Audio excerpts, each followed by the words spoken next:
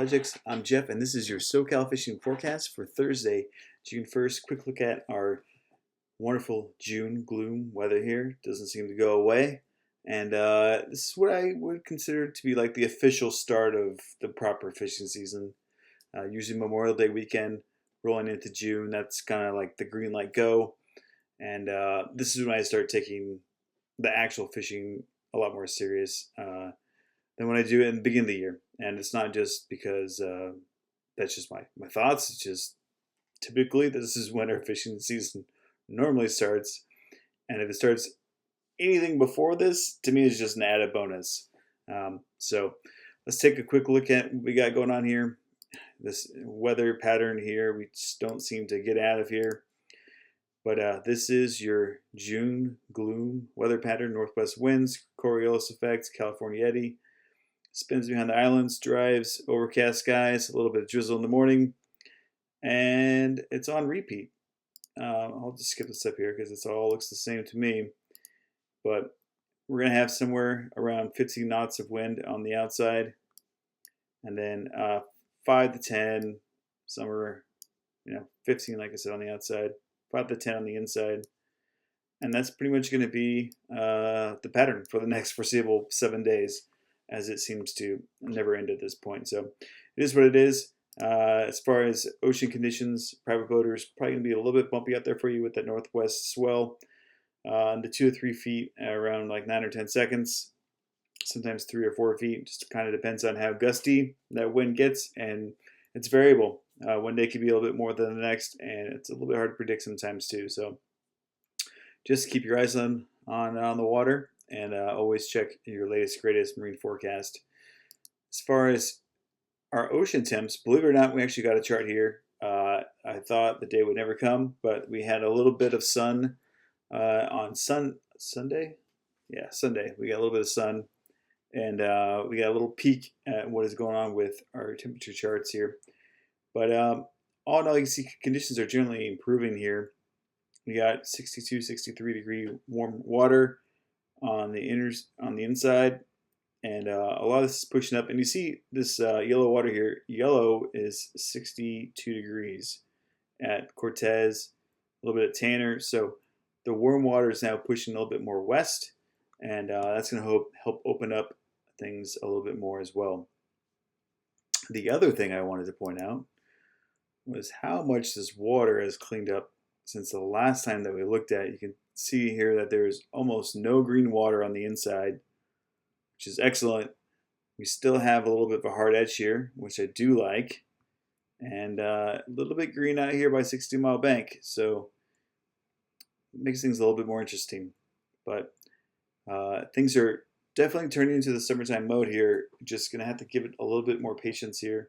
And I think you're going to see, maybe some of that 70 degree water here in probably like 2 to 3 weeks. I think that's a fair assessment. And by then, things should really get popping.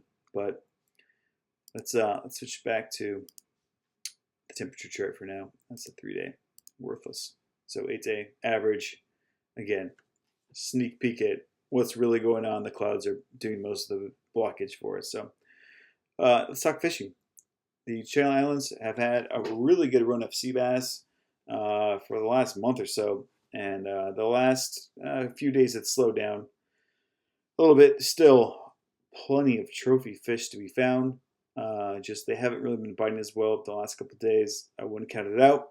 It's far from over, and in fact, I think it's just about to get started here after rolling into this new moon here that we got going. So hopefully I'll be dabbling in some of that next weekend, but we'll see what happens.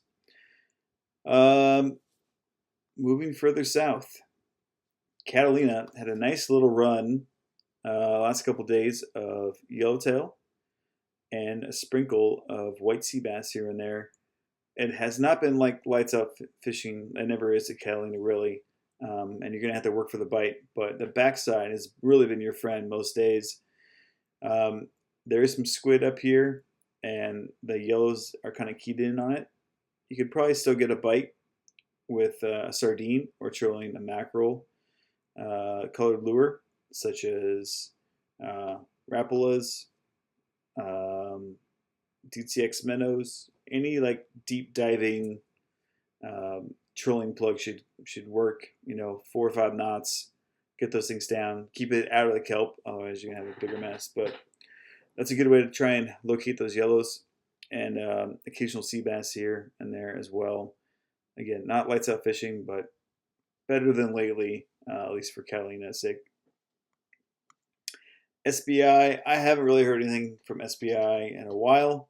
I wouldn't be surprised if you could still catch a white sea bass there, or even a yellow. Just this island is boom or bust, and most people opt to look elsewhere when it's bust most of the time. So same with San Nick. You can probably catch a couple fish here as well, but that wind is going to keep a lot of people from visiting, as it's usually on the edge of that northwest wind, and it's a long ways to go in snotty weather for sometimes below average fishing. So I would revisit Nick maybe once those winds die off a little bit, and maybe give it a good look then.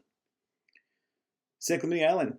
This island lately, excuse me, has been on or off too, and some days it'll bite 7 or 8 yellows, and the next day nothing, with no signal.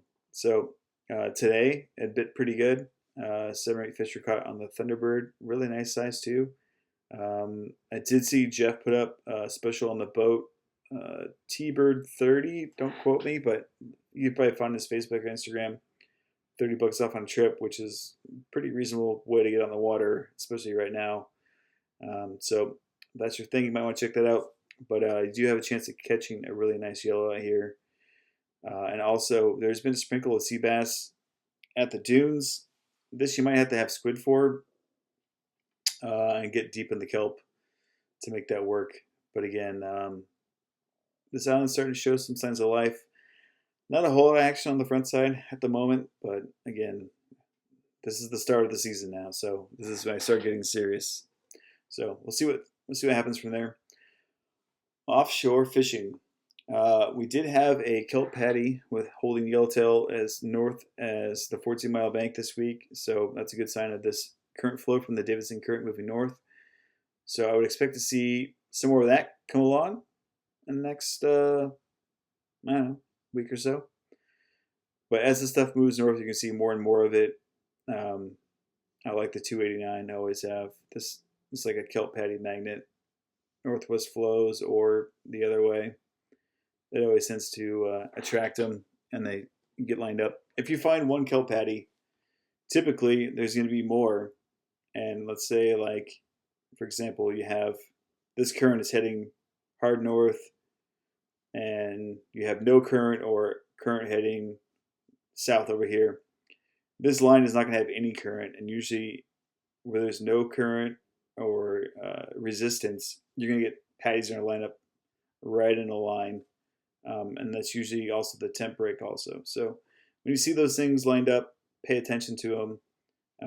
There's a method to the madness of how these things stack up sometimes, and you might find some patties down here. It doesn't look fishy, but you keep following the line up, and all of a sudden it's birds everywhere and a whole different thing. So keep your eyes peeled for sure.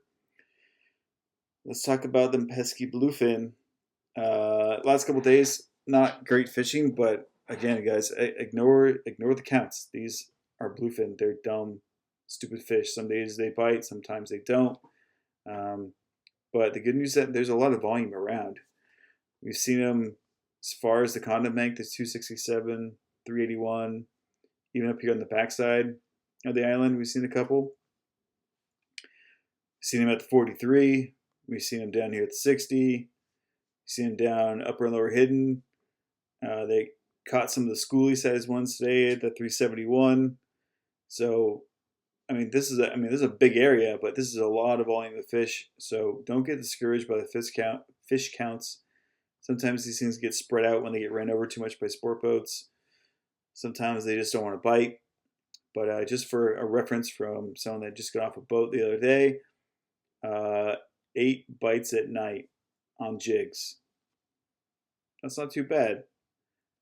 2 bites during the day on the sinker rig. daytime fishing, starting to turn on a little bit. 2 bites on the troll.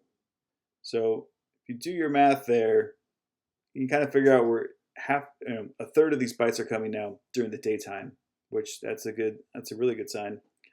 We are heading into the full moon, which usually turns the night bite on a little bit better, usually the second half of the full moon. If you want to go by the last full moon, you can look it up on our video history. We don't mess around here. Everything's recorded. So if you want to go back and look at the last full moon that we talked about, it was a little slower in the first half of the full moon, and then the second half it picked up really big.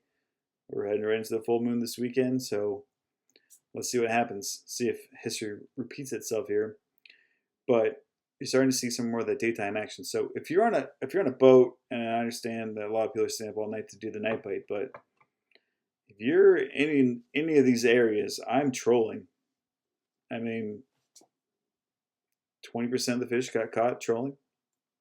Makes sense to me. So bring yourself something to troll and get that thing out there and encourage your chance to land more fish by fishing more. So not always when you're stopped. So drag a Mad Mac, drag one of those Mag Bay Mag Dogs. I think those are things that are pretty sick. They're ready to go with those big ass treble hooks, and they troll really good too. A bullet skirted lure I think is another good choice. Something in that like 6 to 8 inch size has been known to catch bluefin all around the world, not just in Australia. So that'll definitely work. Probably not going to be trying a spreader bar in a sport boat, but if you're on a private boat, spreader bar works too. And increase your odds of fishing as much as you can get your line wet, and that's really what it comes down to. So keep your eyes open for that. Coronado's still not a whole lot of info coming from there, but I'll tell you that watercolor is looking a lot better than what it did the last time we looked at it. So starting to get in this blue water here. You got the rock pile down here. I like this hard edge, Probably going to find some bluefin stacked up here between the 425 and the 101, or even down to the lower finger. I like these hard edges here. And I'm sure there's probably some yellows mixed in that same area there too, and working their way up through the Hoya as well. So I like these hard lines when they're like that. It's always a fish magnet. Even though bluefin usually don't give a crap about watercolor, neither do yellowfin, but usually the bait piles up on that, and if there's bait there, fish are hungry, they typically bite. So all right, that's it for this week, guys. Have a safe weekend. Enjoy what weather we got. It's not blowing 25 knots, so it could be worse. So cheers, guys. Hey, thanks for watching. Make sure you subscribe to the channel and check out our website and online store at chasingprojects.com. And make sure you share the stoke.